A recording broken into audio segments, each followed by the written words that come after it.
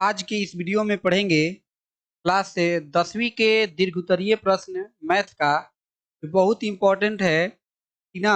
हम आप लोग को बतलाए थे कि यह सीरीज धीरे-धीरे बढ़ता चला जाएगा।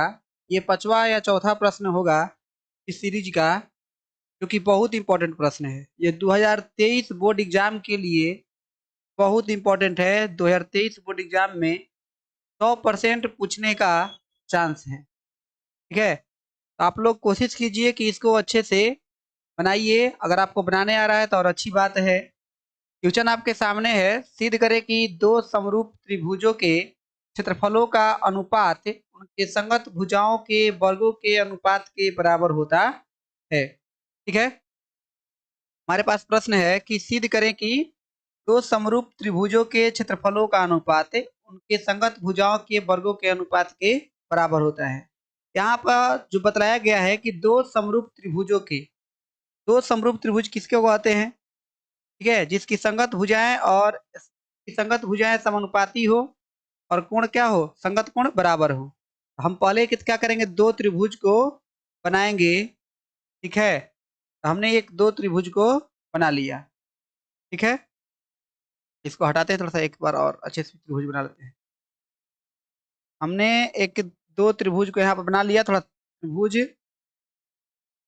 इंच प्रकार तो है नहीं कि यहाँ पर अच्छे से बनेगा, लेकिन मान लीजिए दो समरूप त्रिभुज है ए बी सी, और ये मान लीजिए डी ई एफ है। ये दो त्रिभुज समरूप है, ठीक ना।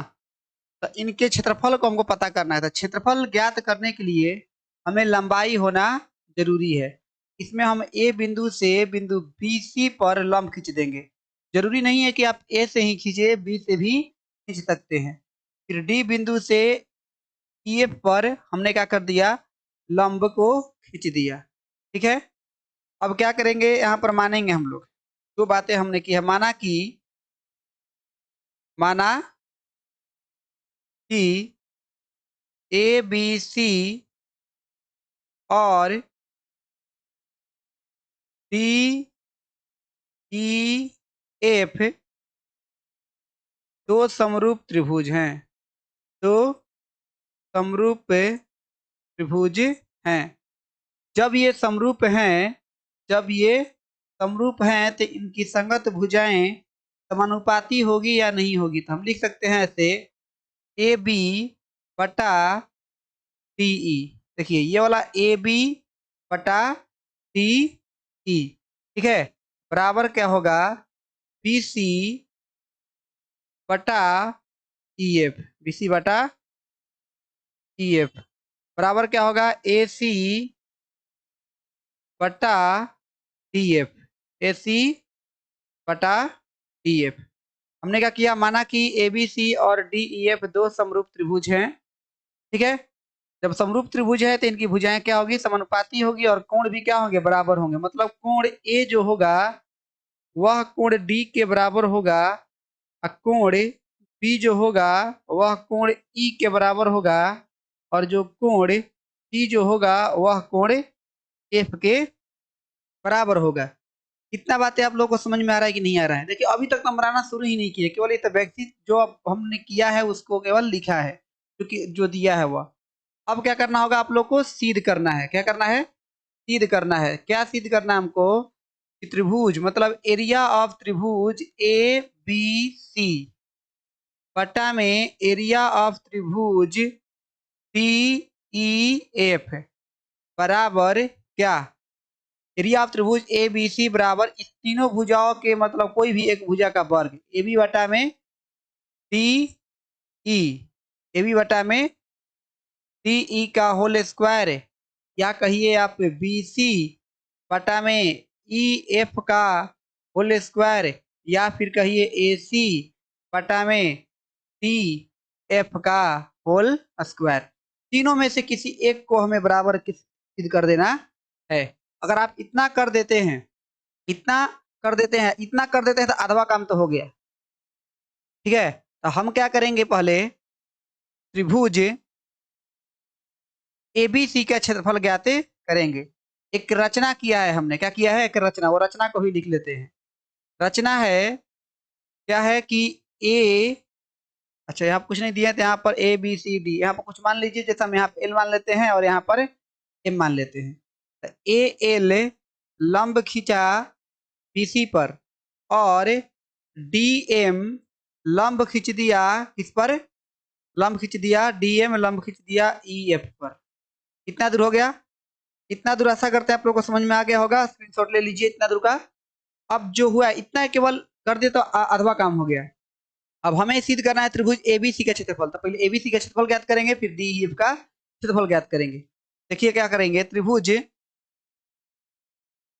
ए बी सी का क्षेत्रफल, एबीसी क्षेत्रफल क्या होगा, 1/2 लंबा आधार गुणे ऊंचाई। भुज क्षेत्रफल यही ना होता है।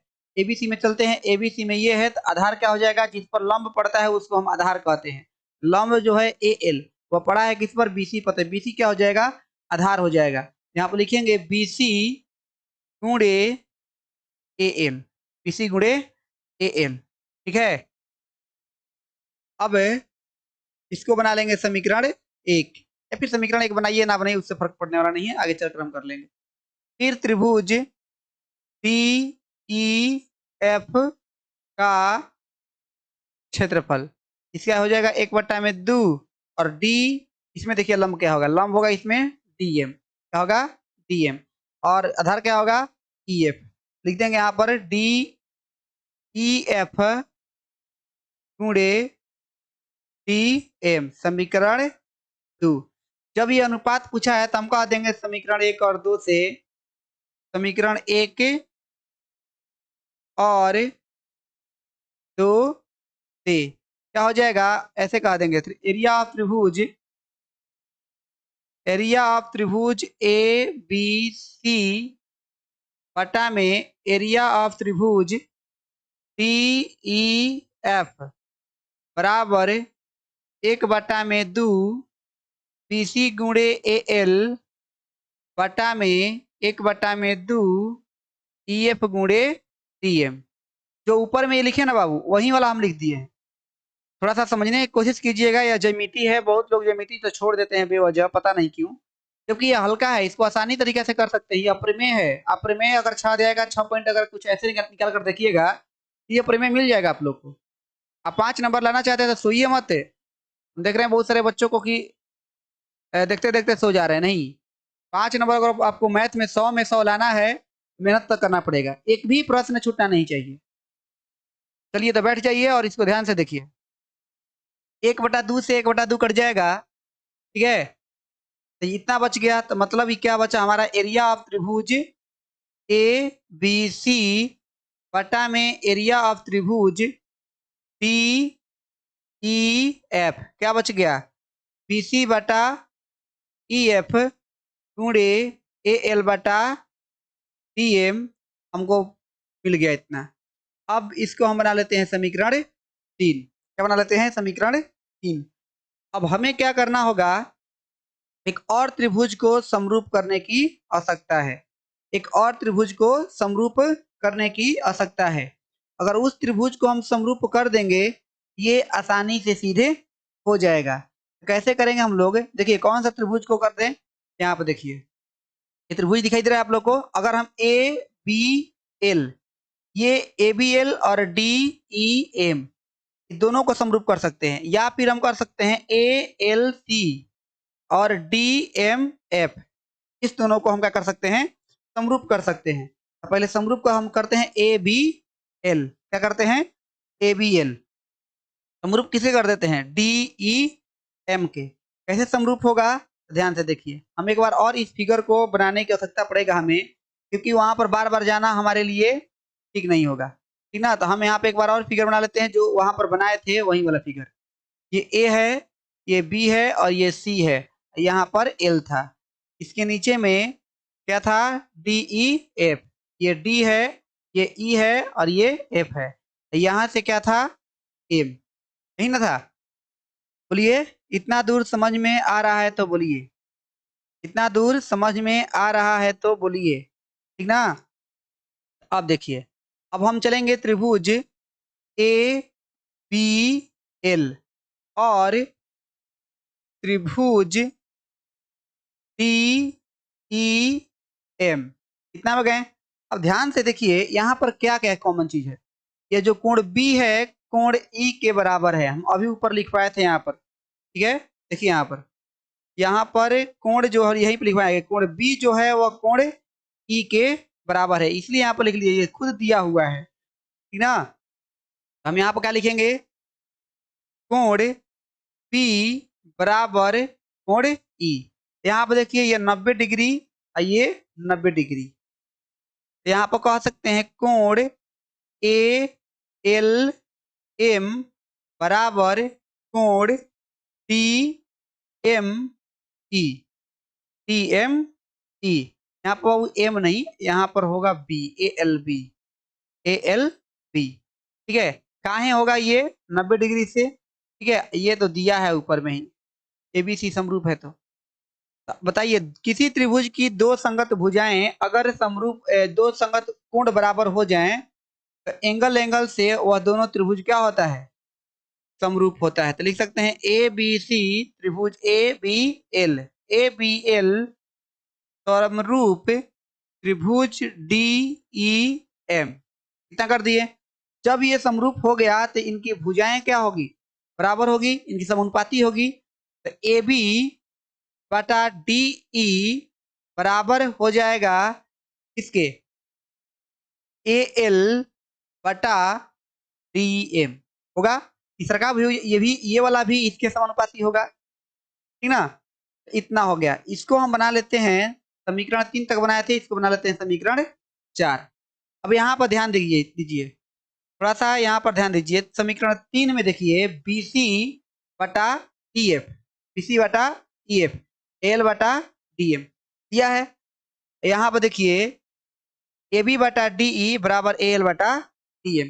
अगर हम AB बटा DE अगर किसी और के बराबर हो जाए, हम लिख सकते हैं। यहाँ पर देखिए इसकी पीछे वाला स्लाइड में, यहाँ पर AB बटा DE BC बटा EF के बराबर है। तो हम लोग लिख सकते हैं, लिख क्या सकते हैं यहाँ पर, चूंकि AB बटा DE बराबर BC बटा क्या? BC बटा EF, BC बटा EF। ये क्या है? दिया है। क्या है? दिया है। हम कह सकते हैं क्या कि AB बटा जो होगा AB बटा D, AB बटा D, AL बटा DM BC बटा EF के बराबर हो जाएगा। इसलिए BC बटा EF बराबर हो जाएगा AL बटा DM। कहा है? क्योंकि अगर देखिए इधर वाला पार्ट बराबर हो जाएगा तो इधर वाला पार्ट अपने आप बराबर हो जाएगा, मतलब राइट बराबर तो लेफ्ट बराबर। ये समीकरण हो गया 5। ये समीकरण हो गया 5। अब आप कह सकते हैं कि BC बटा EF बराबर AL बटा DM। BC बटा EF का मान अगर रख दीजिएगा समीकरण 3 में, कहां पर?